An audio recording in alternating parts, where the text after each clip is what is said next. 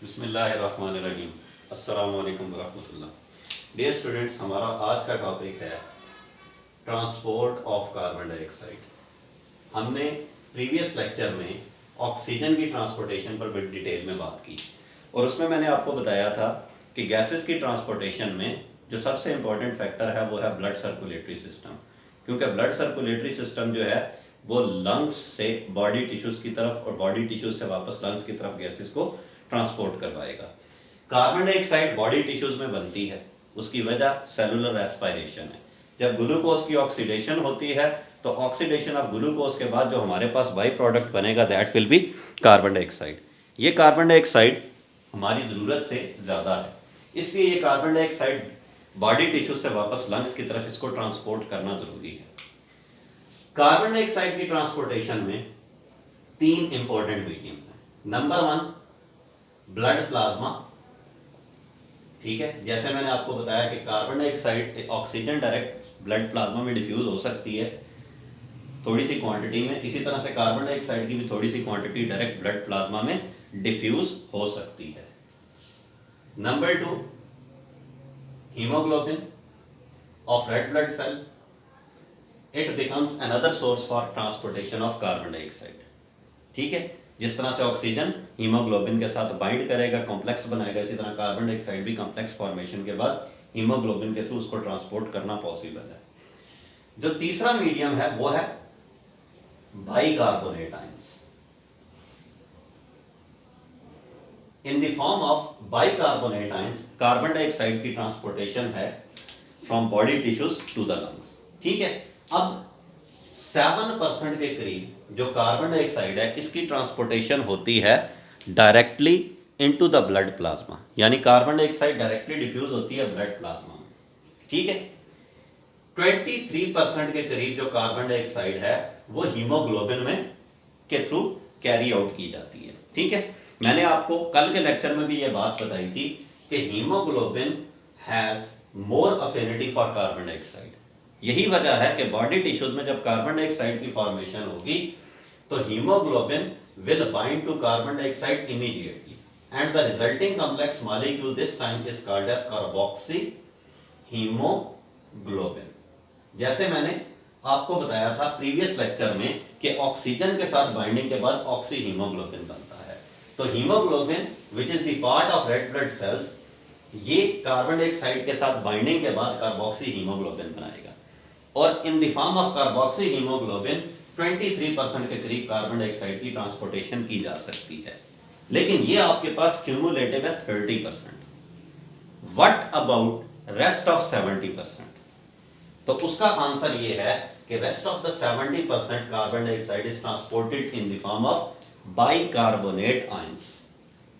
ठीक है, इसका मतलब ये है कि जो मेजर सोर्स है ट्रांसपोर्टेशन ऑफ कार्बन डाइऑक्साइड का वो है बाइकार्बोनेट आयंस, यानी carbon dioxide in the form of bicarbonate ions, इसकी ट्रांसपोर्टेशन होती है from body tissues to the lungs. ठीक है, तो अब हमने इस डिटेल को डिस्कस करना है कि किस तरह से बाइकार्बोनेट आयंस की फॉर्मेशन होगी और ये जो बाइकार्बोनेट आयंस हैं ये किस तरह से हेल्पफुल हैं ट्रांसपोर्टेशन ऑफ कार्बन डाइऑक्साइड के लिए। ठीक है भाई, देखिए, जब कार्बन डाइऑक्साइड की फॉर्मेशन होती है बॉडी टिश्यूज में तो ऑब्वियस सी बात है बॉडी टिश्यूज में इसका पार्शियल प्रेशर ज्यादा है।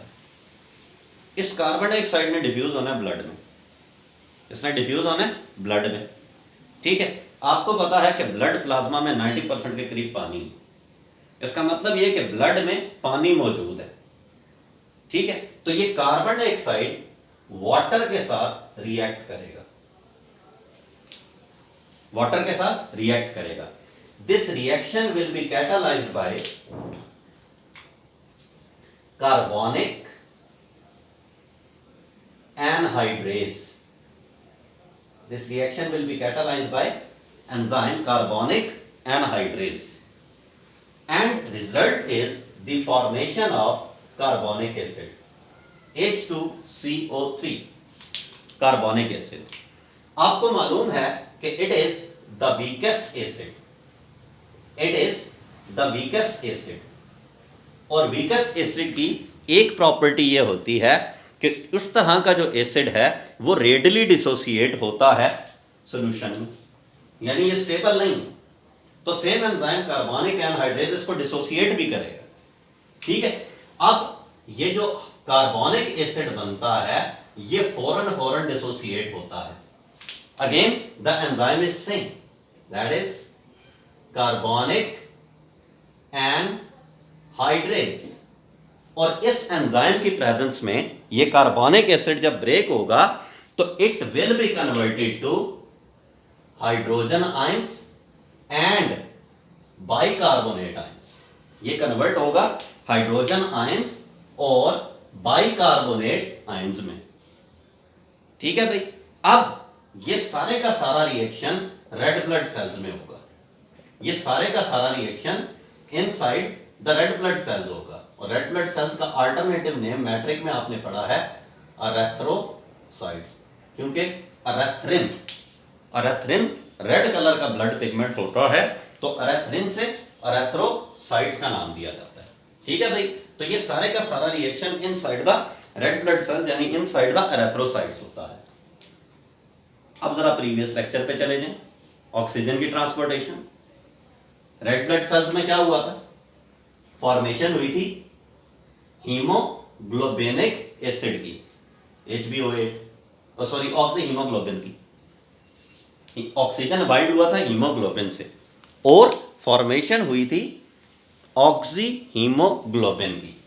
अब ये जो ऑक्सी हीमोग्लोबिन है ये भी रेड ब्लड सेल्स में मौजूद है, हाइड्रोजन आयंस भी मौजूद है और बाइकार्बोनेट आयंस भी मौजूद हैं।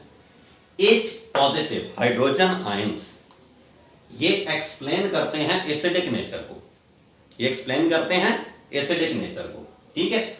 आपको ये मालूम होना चाहिए कि ब्लड की जो पीएच होती है ये स्लाइटली अल्कलाइन है, विच इज 7.8। अब अगर हाइड्रोजन आयंस की फॉर्मेशन होगी तो there will be question mark कि क्या ब्लड अपनी पीएच को मेंटेन कर सकेगा, क्या ब्लड 7.8 की पीएच को मेंटेन कर सकेगा?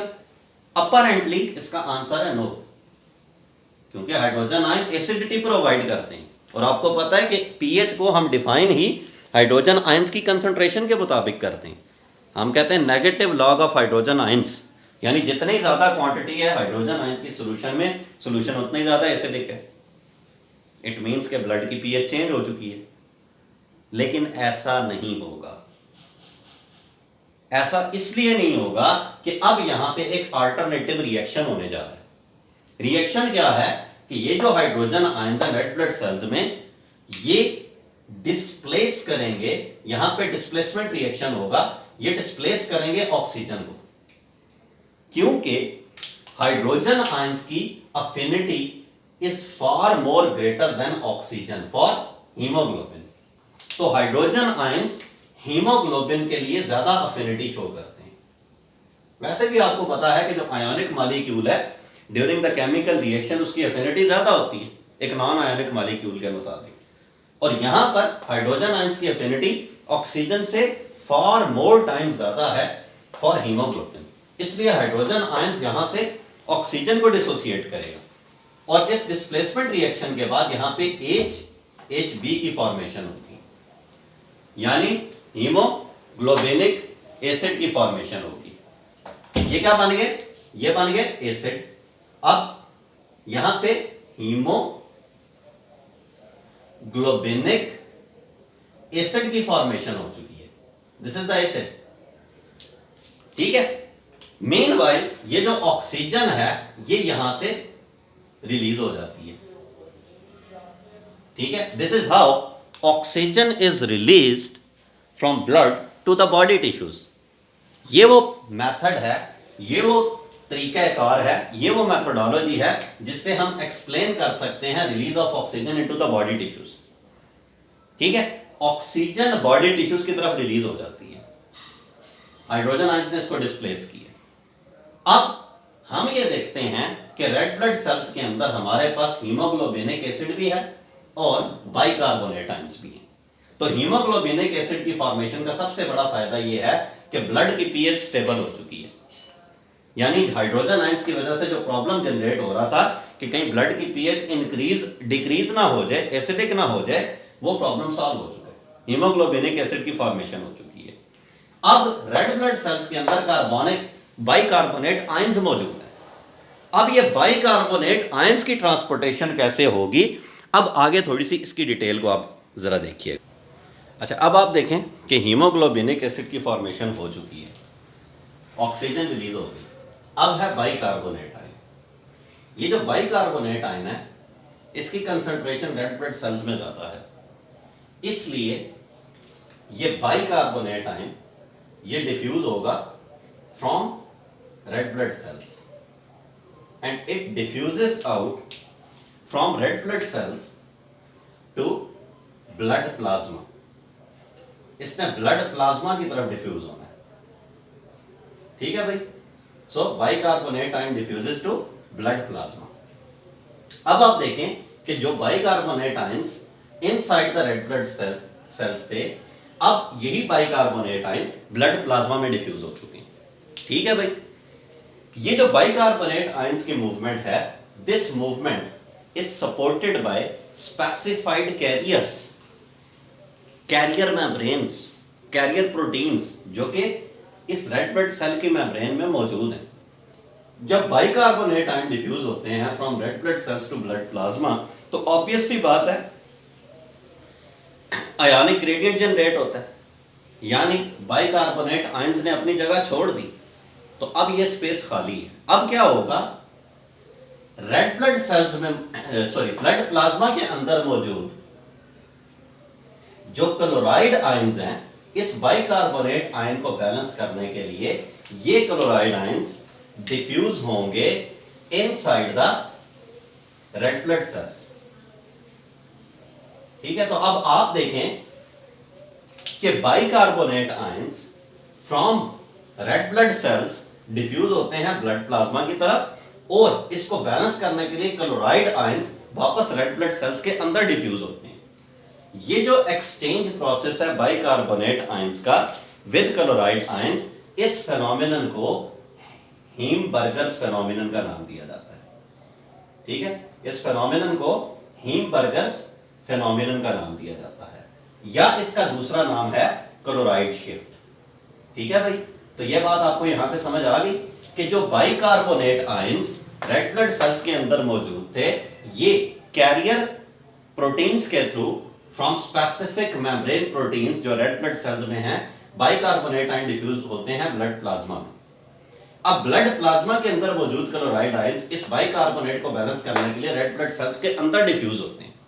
तो ये जो एक्सचेंज प्रोसेस है बाइकार्बोनेट और क्लोराइड आयन का, इस एक्सचेंज प्रोसेस को क्लोराइड शिफ्ट या हीमबर्गर्स फेनोमेनन का नाम दिया जाता है, ठीक है भाई।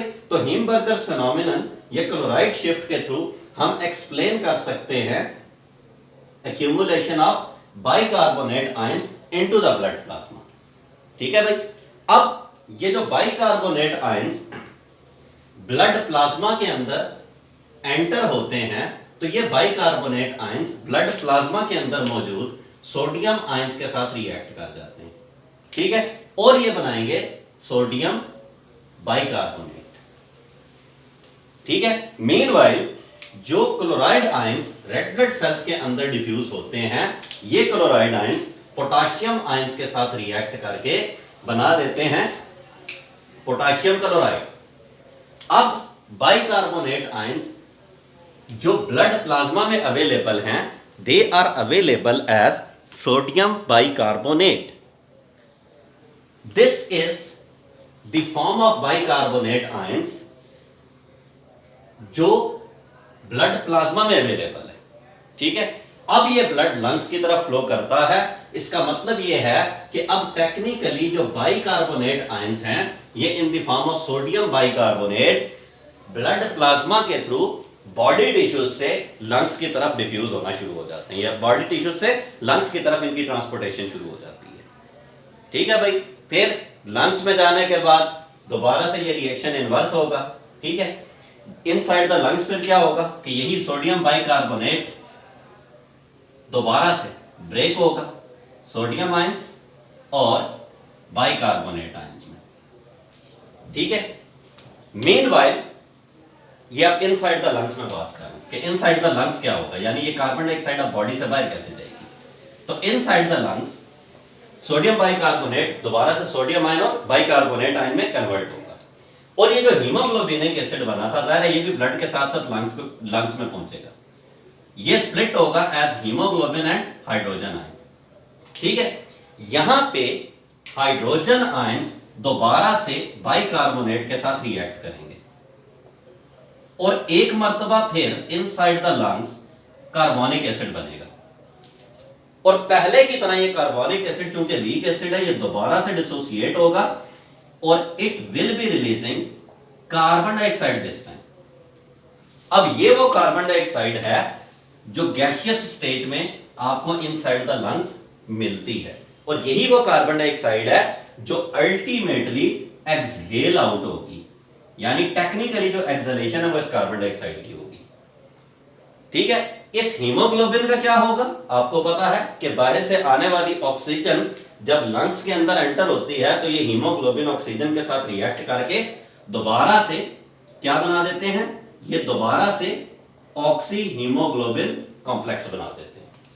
ठीक है, so this is how carbon dioxide can be transported from body tissues outside the from body tissues to the lungs and then ultimately outside the body. ठीक है भाई, तो ये तीन डिफरेंट मेथड्स हैं जिसके थ्रू हम कार्बन डाइऑक्साइड की ट्रांसपोर्टेशन को एक्सप्लेन कर सकते हैं। Blood plasma 7%, haemoglobin 23% in the form of carboxy haemoglobin. जो मेजर ट्रांसपोर्टेशन है वो इन the form of bicarbonate ions होती है जो कि 70% है। ठीक है, और इसमें सबसे इंपॉर्टेंट हिमबर्गर्स फेनोमेनन या क्लोराइड शिफ्ट है। ठीक है बेटा, ये टॉपिक लॉन्ग क्वेश्चंस के हवाले से बहुत इंपॉर्टेंट है। Explain in detail the transportation of carbon dioxide in human body, इस पर पूरा लॉन्ग क्वेश्चन आता है। एमसीक्यूज के लिए बहुत इंपॉर्टेंट है कि भाई हीमोग्लोबिन के साथ कितनी कार्बन डाइऑक्साइड की ट्रांसपोर्टेशन होती है 23%, बाइकार्बोनेट आयंस की फॉर्म में कितनी होती है 70%। सबसे ज्यादा कार्बन डाइऑक्साइड किस फॉर्म में ट्रांसपोर्ट होती है in the form of bicarbonate ions. What do you know of Hamburger's phenomenon या what do you know of chloride shift, ये बड़ा इंपॉर्टेंट शॉर्ट क्वेश्चन है जो अक्सर पेपर में आता है। तो इसको आप ऐसे लिखते हैं कि inside the lungs from inside the red blood cells bicarbonate ions diffuses to the blood plasma which is balanced by diffusion of chloride ions inside the red blood cells. This is called as chloride shift. ठीक है, तो what is chloride shift का answer ये है कि at first from inside the red blood cells bicarbonate ions diffuses to blood plasma which is balanced by diffusion of chloride ions inside the red blood sales. इसको बोलते हैं chloride shift या हिमबर्गर्स phenomenon. Students इसका answer अक्सर उल्टा लिख देते हैं। कैसे? आपसे कहा जाता है व्हाट इज क्लोराइड शिफ्ट। अब जो गलती है स्टूडेंट करते हैं वो कहते हैं कि जी क्लोराइड आयंस डिफ्यूज होते हैं रेड ब्लड सेल्स में, उसको बैलेंस करने के लिए बाइकार्बोनेट आयन पाए जाते हैं। कॉन्सेप्ट ये गलत है। कॉन्सेप्ट ये है कि पहले बाइकार्बोनेट बाहर जाता है, उसको बैलेंस करने के लिए क्लोराइड अंदर आता है। तो मैं आपको समझाने के लिए यहाँ पे फर्स्ट और सेकंड लिख देता हूँ कि जब आप इसका आंसर लिखेंगे तो पहले आपने ये स्टेटमेंट लिखनी है, उसके बाद आपने ये स्टेटमेंट लिखनी है। ठीक है भाई, तो ये टॉपिक जो है ना एग्जामिनेशन पॉइंट ऑफ व्यू से शॉर्ट, लॉन्ग और एमसीक्यूज तीनों हवालों से बड़ा इंपॉर्टेंट है। ये हमारा आज का लेक्चर है। नेक्स्ट लेक्चर्स में फिर हम इंशाल्लाह हीमोग्लोबिन और मायोग्लोबिन के स्ट्रक्चर्स पे बात करेंगे। अल्लाह हाफिज।